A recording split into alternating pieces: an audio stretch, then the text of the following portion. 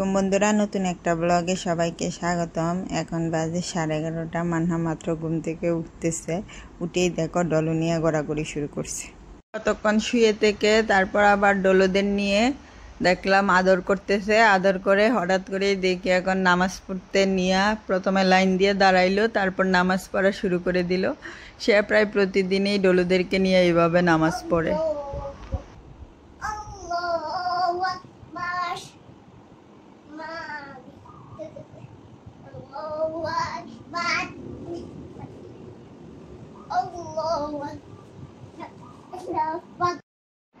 আমাদের আবার একটা অনলাইনে প্রোডাক্ট চলে আসছে, সেই জন্য আমরা এখন নিচে চলে এসেছি।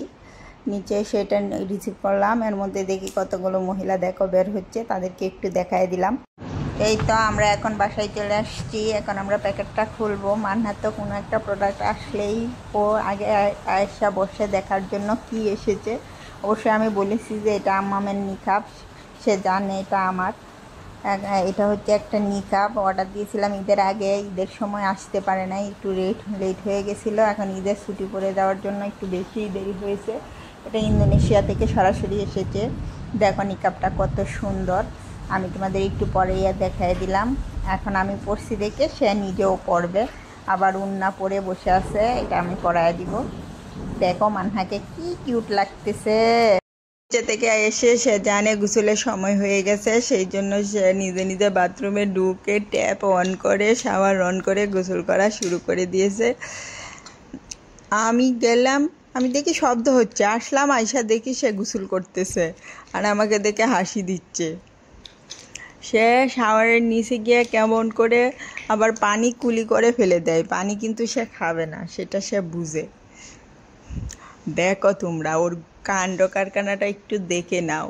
ও কেমন করে গোসলের পর জামা কাপড় পরা দিছি। দেখো সে এখানে বসে গেছে, কারণ সে এখন দুদুকে ঘুমাবে। এখন সে কিছুই খাবে না, সেই জন্য আমি ওকে গোসলের 20-25 মিনিট আগেই খাইয়ে নিই, কারণ গোসলের পর সে খাবে না, সেটা আমি জানি। এখন দেখো ওই ঘুমিয়ে গেছে, কত তাড়াতাড়ি ঘুমিয়ে গেল দেখছো। ও একটু দেরি করে না, 10 মিনিটও লাগে না গোসলের পর ঘুমাইতে।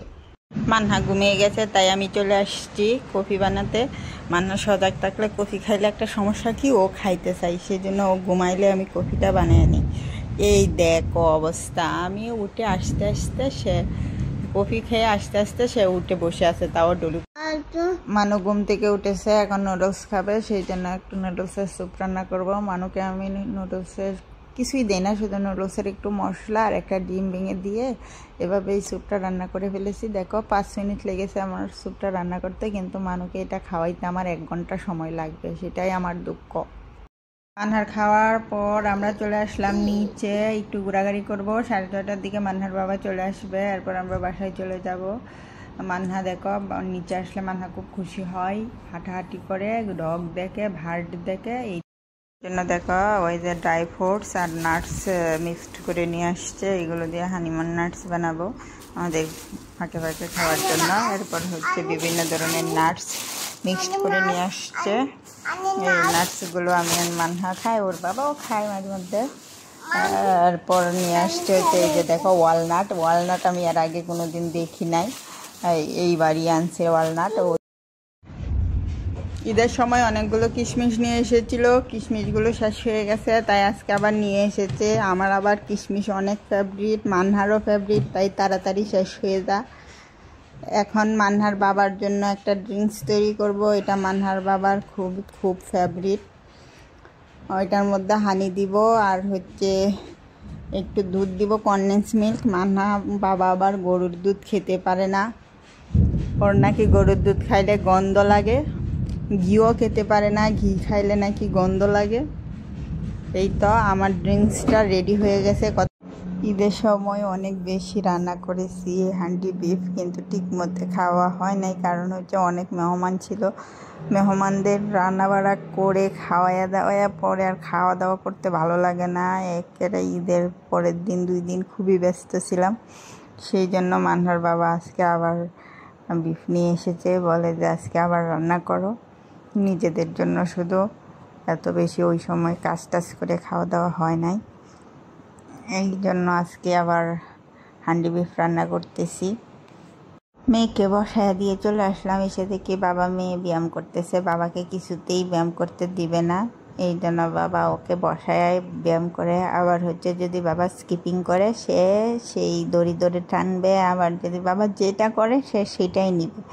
এখন কেয়ার করবে, বাবা ওকে কুলে নিয়েই সব ব্যায়াম করবে, আর এটা এভাবে বসায়া তারপর ব্যায়াম করবে। আমি 1 ঘন্টা পর চলে এসেছি। আমি আসার আগেই মানহার বাবা এসে খোলা শুরু করে দিয়েছে। খুবই সুন্দর হয়েছে। আর এই মাটির পাতিলটা হচ্ছে মানহার বাবা ঈদের আগে আনছে হান্ডি, চিকেন হান্ডি, বিফ এগুলো রান্না করার জন্য। পাতিলটা যেমন সুন্দর, রান্নাটা খুবই ভালো হয়। বাবার জন্য গ্রিন টি, আম্মার জন্য গ্রিন টি। তাহলে আমার দুধ চলে দিতে, আমার দুধ চলে দিতে, বাবা দুধ চলে দিতে।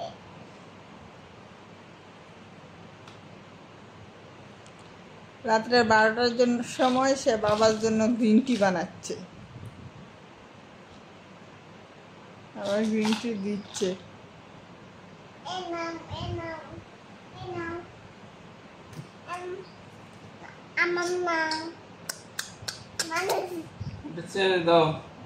Cheers! Cheers দাও।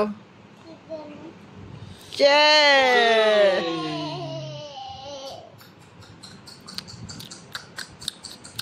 আরেকবার ছেড়ে দাও।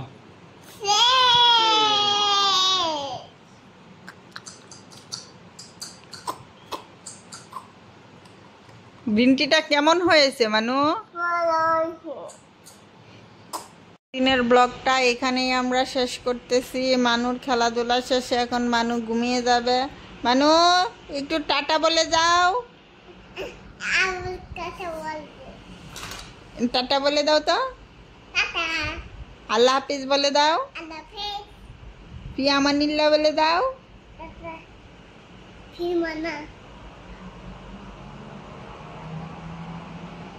তুমি একটু টাটা বলে দাও।